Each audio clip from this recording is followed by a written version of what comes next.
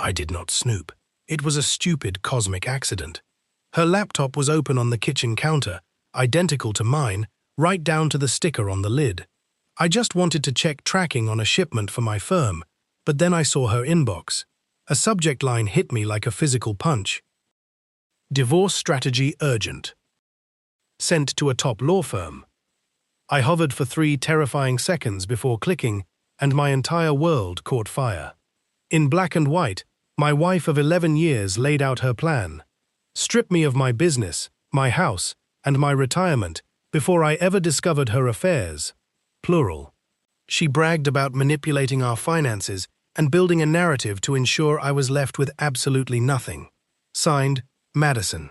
The woman I had spent over a decade building an empire for was planning to gut me like a deer in the woods. The silence in the room was deafening. Sick to my stomach, I forced myself to keep scrolling through 19 separate emails spanning 3 months. She detailed how to lie to a judge, weaponize fake emotional distance, and twist our couple's therapy sessions into evidence against me. Then came the line that sent me running to the sink to vomit. Details about meeting Kyle in the same hotel suite. Kyle was my old college buddy who had moved back to town 3 months prior. The guy showing up at my barbecues, whose ex-wife had just left him. The guy Madison insisted I be nice to because he was lonely. I did not go nuclear right away. I am not the type to scream and break things. I plan, I wait, and I gather an arsenal. I forwarded every single email to my attorney, a ruthless shark who thrives on results, and told him 2 words. It's war. Within 24 hours, my lawyer executed a masterclass in asset protection. Every piece of property was locked under a trust. Company shares were frozen, the house was secured, and my retirement accounts were pulled into an untouchable holding unit. She had no idea.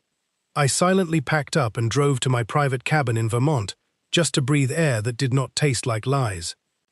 For days, my phone lit up with dozens of missed calls and frantic texts from her, asking where I was and if I was okay. This was the same woman who had written to her lawyer that she would make me look unstable for an easy win. I resisted the urge to reply. I waited until she finally filed the divorce paperwork, trying to blindside me. But when her attorney called mine for a meeting, my lawyer casually dropped 38 pages of her leaked emails and our locked-down financial portfolio on the desk. Her attorney turned corpse pale. I returned to town completely under the radar. Madison still assumed I was out of state on business, which gave me the exact upper hand I needed. Through contacts in the city, I tracked her routine. On Sunday morning, I put on a hoodie, walked into our favorite European-style cafe, and took a corner table. Moments later, Madison walked in wearing her sharpest outfit, holding hands with Kyle. They sat just 3 feet from me, completely oblivious. Kyle wrapped his arm around her waist, asking if she was sure they could pull off taking everything before I caught on. Madison laughed softly, calling me clueless, and bragging that her plan was bulletproof. She even slipped her hand under the table toward his lap while he smirked. I stood up, walked over, and looked down at their table. Madison froze, her face draining of color, as if she had seen a ghost. I smiled, looked directly at my old friend, and asked how his ex-wife was doing, before adding that it was a shame she left him. Turning back to Madison, I leaned in close and whispered that I hoped her meal was worth it, because her next one would be humble pie. I walked out calmly, got into my car, and called my lawyer to launch the next phase. That night, my phone exploded with 27 missed calls, voicemails, and frantic texts claiming she could explain and that I was overreacting. I stayed completely silent, letting her panic simmer. When I finally walked into our house later that evening, the air was thick with expensive lavender candles. Madison met me at the top of the stairs in an oversized sweater, trying to look fragile and innocent. When she tried to claim it was a mistake, I corrected her. It was a calculated plan. She attempted to turn the tables, accusing me of violating her privacy by reading her emails. I actually laughed out loud, asking if she truly thought privacy mattered when she was actively plotting to rob me blind. Cornered, she shifted tactics and blamed me for being a workaholic, claiming she only sought comfort in another man's arms because she was lonely. I folded my arms, calling it out for what it was, an excuse to destroy me financially. Then came the performative tears.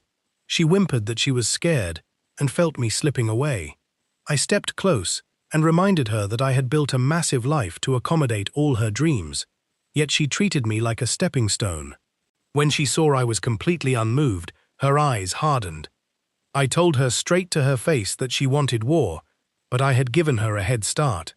I spent the night locked in the guest room, staring at the ceiling, realizing the woman I loved had been nothing more than a dangerous illusion. The next morning, Madison attempted a bizarre reset. She was in the kitchen wearing her Paris honeymoon apron, flipping blueberry pancakes as if her betrayal was not documented in a legal folder. When I sat down and casually asked what Qley was having for breakfast, the spatula clattered to the floor. She begged us to talk, trying to claim we could salvage the marriage. I threw her own email words back at her, pointing out that she never mentioned salvaging anything while plotting to take the business, the house, and my retirement. She screamed that she had never officially filed the papers, but I snapped back that the only reason she hesitated was because my lawyer had already paralyzed hers with the evidence. She dropped the act entirely, her voice turning icy cold. She threatened to spin the narrative in court, claiming she would paint me as an aggressive, absent husband to secure a payout. I stood up slowly and dared her to try it. I warned her that if she dragged me through the mud, I would release every piece of security footage, every deleted text, and every screenshot to the public. Faced with absolute defeat, she played the victim one last time, asking if I knew what it felt like to be invisible. I told her that feeling invisible never gives someone the right to become a monster. Over the next 2 days, I quietly secured my remaining personal files into safety deposit boxes and executed business moves through proxies. She continued to act normal, but her eyes were constantly searching for leverage. On Thursday, her purse slipped off the couch while she was taking a bath, spilling its contents. Out rolled a tiny silver hotel key inside a red envelope, stamped with Room 221. That exact suite was the spot where we used to celebrate our anniversaries. On Friday evening, I put on a cap, walked through the hotel's side entrance, and waited in the hallway near Room 221. At 7:46 p.m., Qley strutted down the hall, followed by Madison. Before the door even closed, she threw her arms around him in a passionate, desperate kiss. I did not barge in or cause a scene. I calmly pulled out my phone and took 2 crystal-clear, high-definition photographs documenting the entire exchange. I walked back to my car in absolute silence. Looking at the photo of her hands pressed against his chest, the final piece of my heart hardened. On Monday morning at 9 a.m. sharp, a process server rang our doorbell. Madison answered in her satin robe and was handed a thick envelope containing divorce papers, a formal lawsuit, and attached evidence. I stood down the hall, watching her expression collapse as she realized she had been officially served. She turned to me in shock, asking how I could blindside her. I laughed, telling her she tried to blindside me first, but I simply crossed the finish line ahead of her. She accused me of spying, but I corrected her. I was verifying. I pulled out my phone and showed her the digital trail, the time-stamped photos, the bank tracking, and the contract protections.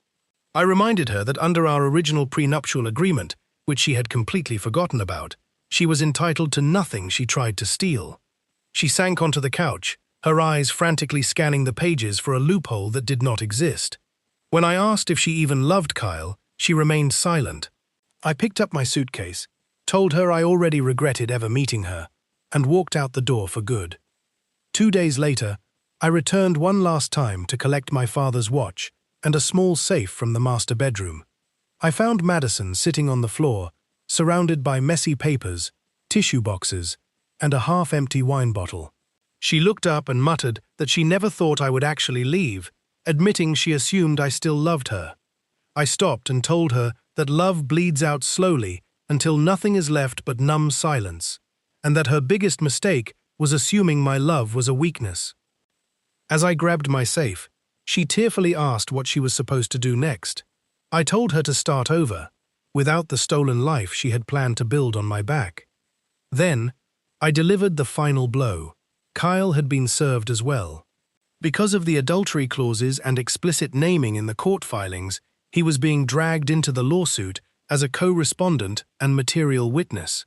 The look of utter horror on her face as she realized her lover was facing his own legal nightmare was absolute perfection. I walked out into the crisp afternoon air and moved into my new downtown loft. Over the following weeks, the legal storm raged, but I never flinched. Madison tried everything: frantic calls, proxy messages through mutual friends, and staged run-ins, but I remained invisible to her. The anger vanished, replaced by an overwhelming sense of liberation. I signed a major corporate deal that tripled my company's valuation, started running again, and finally slept peacefully.